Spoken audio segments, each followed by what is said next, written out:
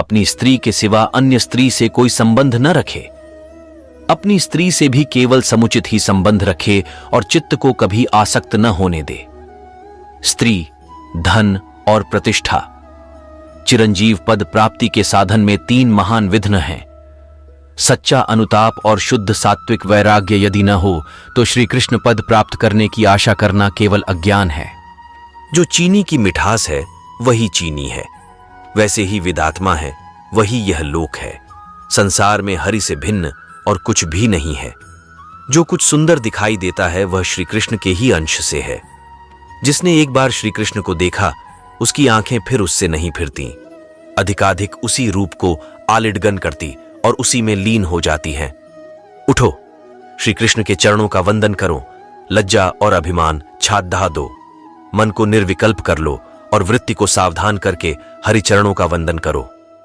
श्री चरणों का आलिंगन होते ही जहन सोहम की गांठ खुल गई। सारा संसार आनंदमय हो गया। सेव्य सेवक भाव का कोई चिन्ह नहीं रह गया। देवी और देव एक हो गए।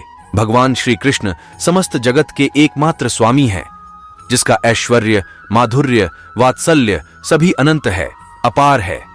जिसे जिसका एक कण भी मिल गया वह धन्य धन्य हो गया।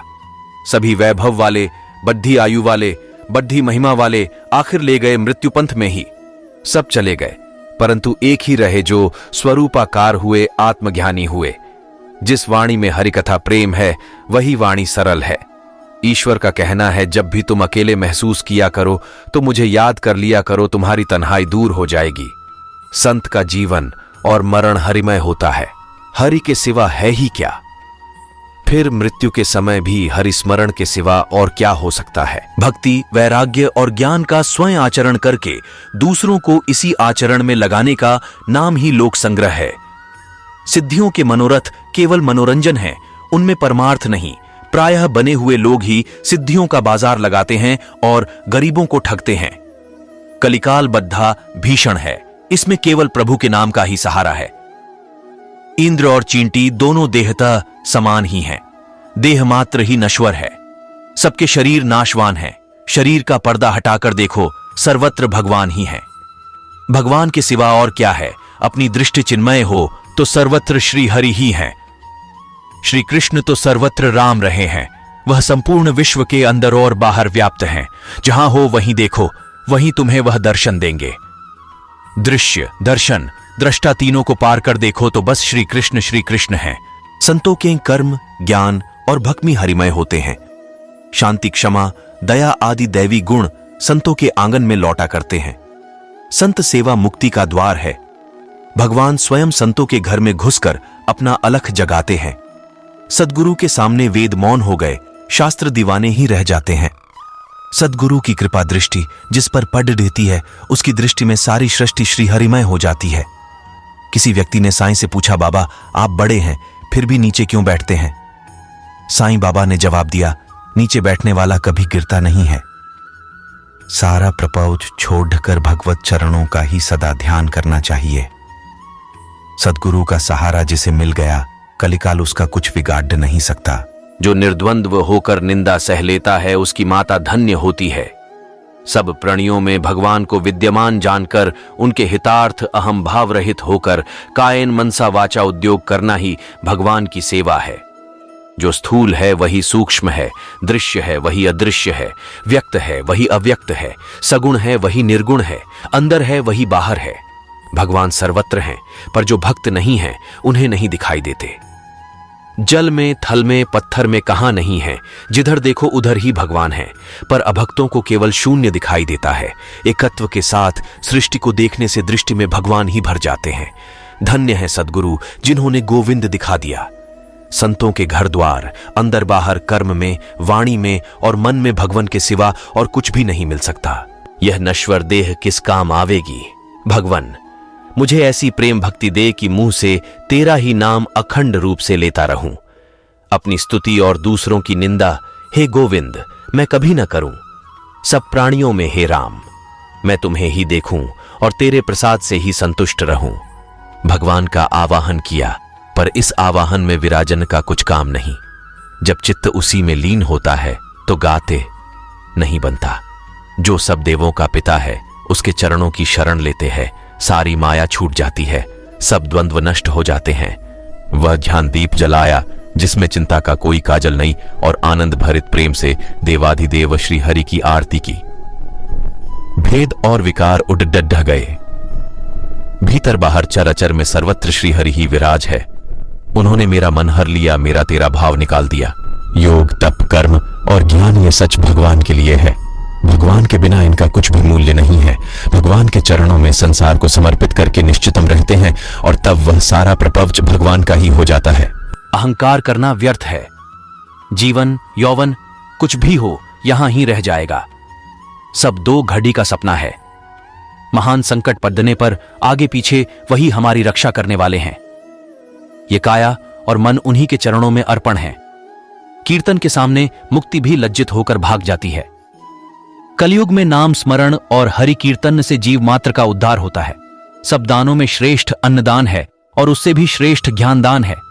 बैठकर राम नाम के ध्यान का अनुष्ठान करें, उसी में मन को दृढ़ कर एक निष्ठा भाव में मग्न हो। इससे बढ़कर कोई साधन है नहीं।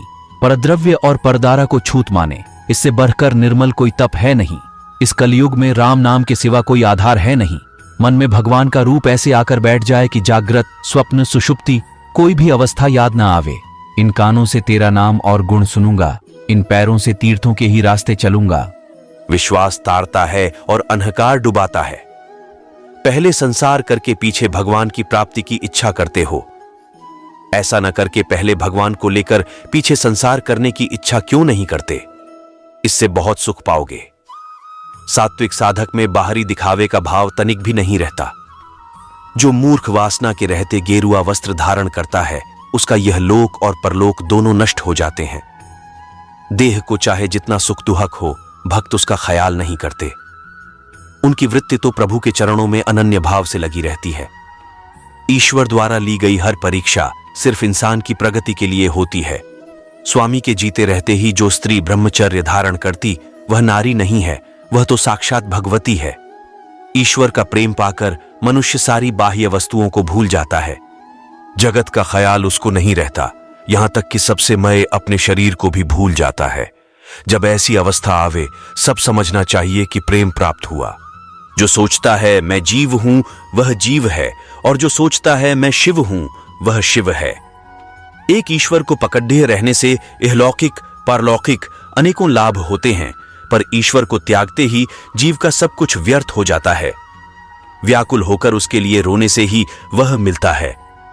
लोग लड़के बच्चे के लिए, रुपये पैसे के लिए कितना रोते हैं कि भगवान के लिए क्या कोई एक बूंद भी आंसू टपकाता है? उसके लिए रो, आंसू बहाओ, तब उसको पाओगे।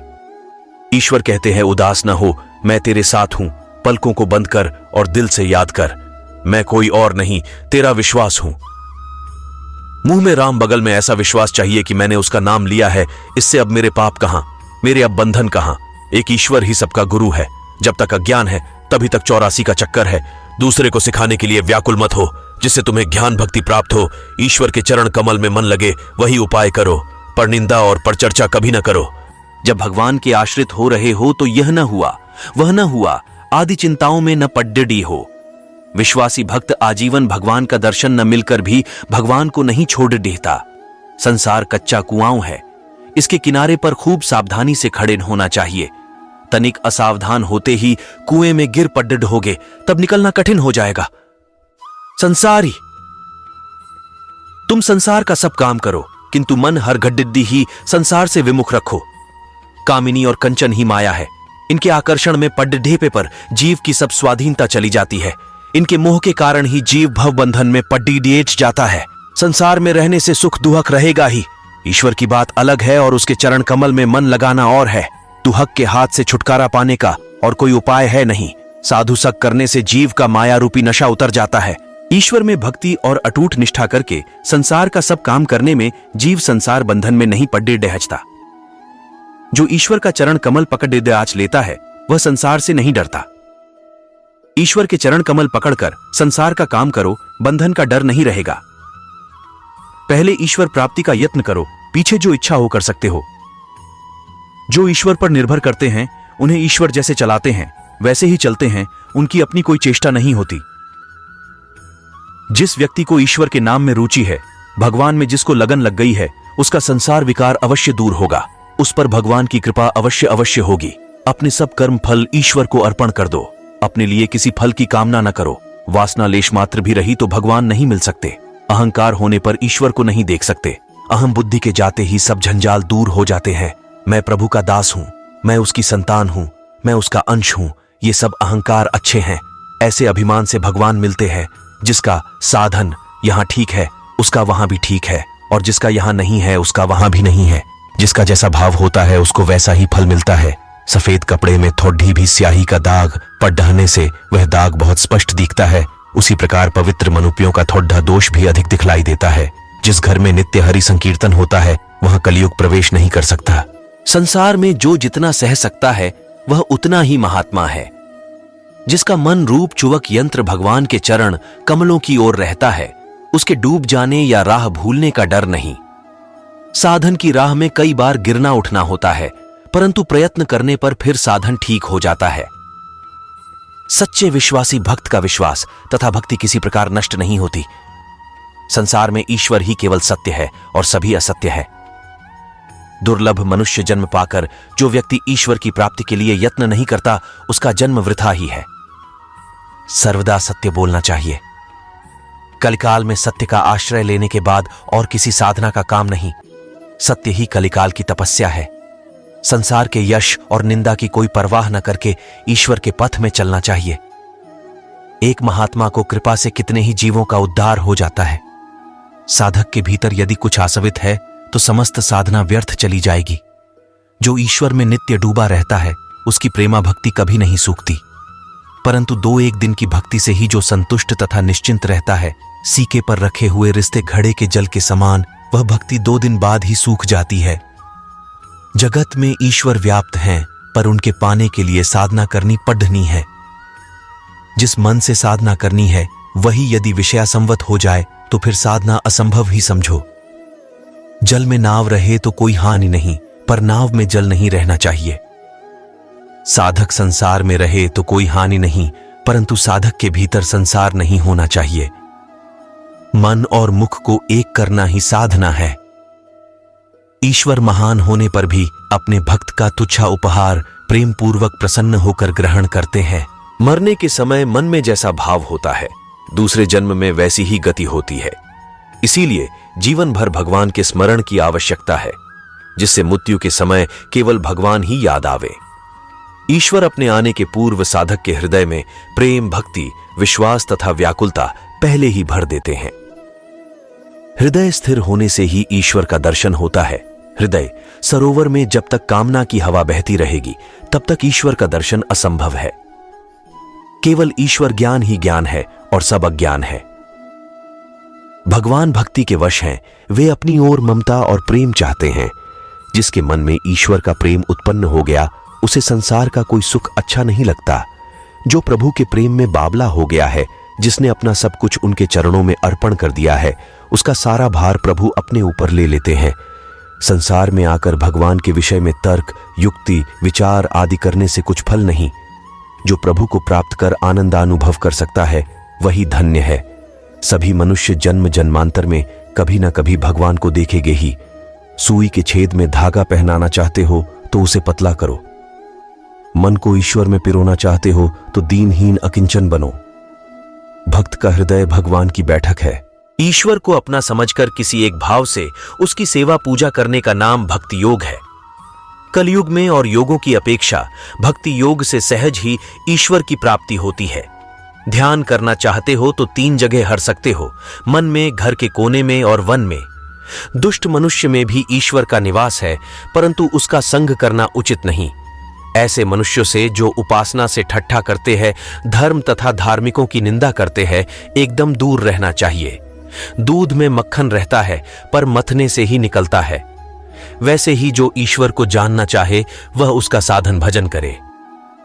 एक ज्ञान ज्ञान, बहुत ज्ञान अज्ञान। ईश्वर साकार, निराकार और क्या क्या है ये हम लोग नहीं जानते। तुम्हें जो अच्छा लगे उसी में विश्वास कर उसे पुकारो, तुम उसी के द्वारा उसे पाओगे। मिस्री की डली चाहे जिस ओर से, चाहे जिस ढंग से तुड्ड कर खाओ मीठी ही लगेगी। उसी प्रकार मन सफेद कपड़े के समान है, इसे जिस रंग में डुबाओगे वहीं रंग चढ़ जाएगा। मन को स्वतंत्र छोड़ देने पर वह नाना प्रकार के संकल्प विकल्प करने लगता है, परंतु विचार रूपी अंकुश से मारने पर वह स्थिर हो जाता है। हरिनाम सुनते ही जिसकी आंखों से सच्चे प्रमाश्रु व निकलते हैं, वही नाम प्रेमी है। डुबकी लगाते ही जाओ, रत्न अवश्य मिलेगा।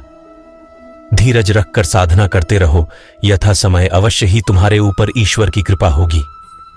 साधु संग को धर्म का सर्वप्रधान अंग समझना चाहिए।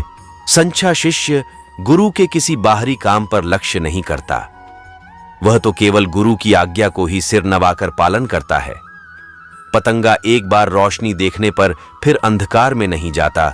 चींटियां गुद्ध में प्राण दे देती हैं, पर वहां से लौटती नहीं। इसी प्रकार भक्त जब एक बार प्रभु दर्शन का रसास्वादन कर लेते हैं तो उसके लिए प्राण दे देते हैं, पर लौटते नहीं। गुरु लाखों मिलते हैं, पर चेला एक भी नहीं मिलता। उपदेश करने वाले अनेकों मिलते हैं, पर उपदेश पालन करने वाले विरले ही हैं।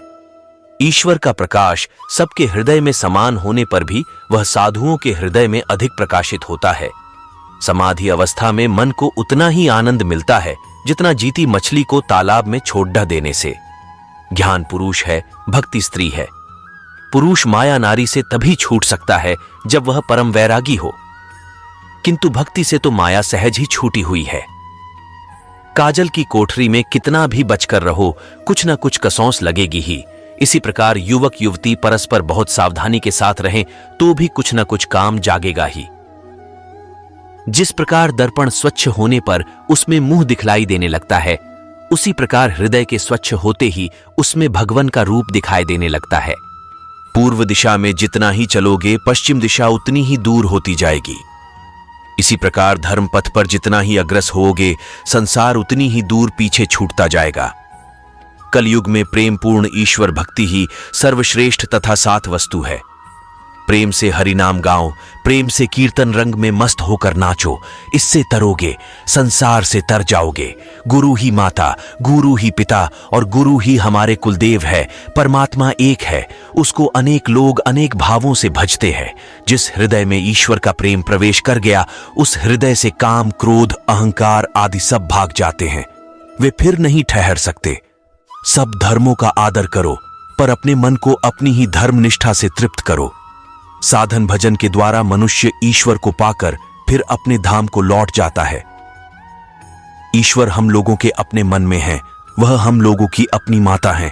उनके पास हम लोगों का जोर करना, मचलना चल सकता है।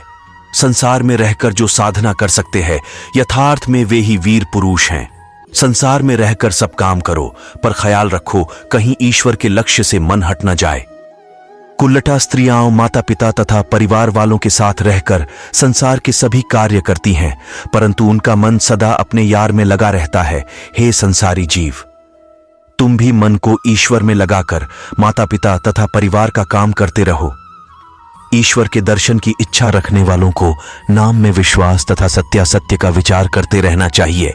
फल के बड्डे होने पर फूल अपने आप गिर जाता है, इसी प्रकार देवत्व के बढ़ने से नरत्व नहीं रहता। मनुष्य तभी तक धर्म के विषय में तर्क वितर्क करता है जब तक उसे धर्म का स्वाद नहीं मिलता। स्वाद मिलने पर वह चुपचाप साधन करने लगता है।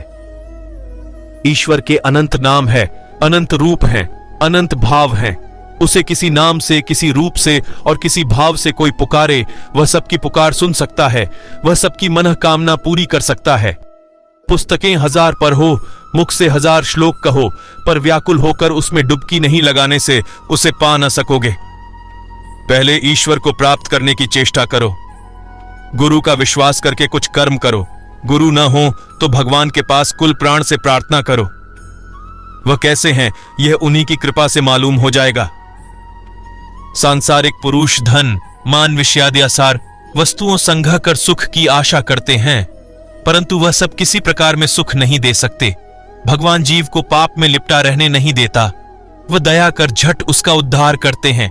भगवान सबको देखते हैं, किंतु जब तक वे किसी को अपनी इच्छा से दिखाई नहीं देते तब तक कोई उनको देख या पहचान नहीं सकता। ईश्वर का ध्यान कर लेने पर मनुष्य का आकार वही रहता है, परंतु उससे अशुभ कर्म नहीं होते। अर्थात जो व्यक्ति अपना सब कुछ ईश्वर को समझकर सांसारिक कार्य करता है वो कभी गलत कार्य नहीं करता। ईश्वर का दर्शन कर लेने पर मनुष्य फिर जगत संसार के जंजाल में नहीं पड़े डिडियाचता। ईश्वर को छोड़कर एक क्षण भी उसे शांति नहीं मिलती। एक क्षण भी ईश्वर को छोड़ने में मृत्यु कष्ट होता है। ईश्वर के पास जाने के अनेकों उपाय हैं। सभी धर्म इसी के उपाय दिखला रहे हैं। हे मनुष्यों, तुम संसार की बातों में भूले बिसरे ये सब छोड़कर जब तुम भगवान के लिए रोओगे तो प्रभु उसी समय आकर तुम्हें अपनी गोद में ले लेंगे। ईश्वर को देखना चाहते हो तो माया को हटा दो। इस सत्य को धारण करो कि भगवान पराए हैं, न तुमसे दूर हैं और न दुर्लभ ही हैं।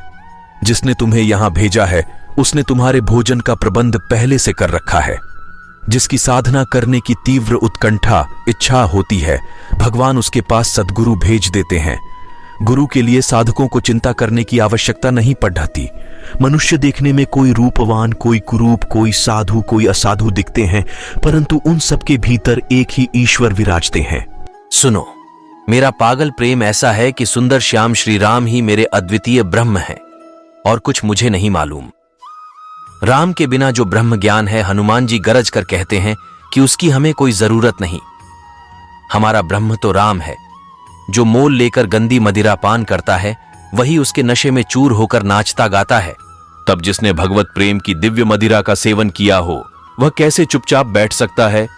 यदि भगवान के चरणों में परोक्ष स्थिति है तो त्रिभुवन विभान धन भी भक्त के लिए थोड़े समय में होने वाली प्राप्ति के सामने एक तिनके के समान होता है।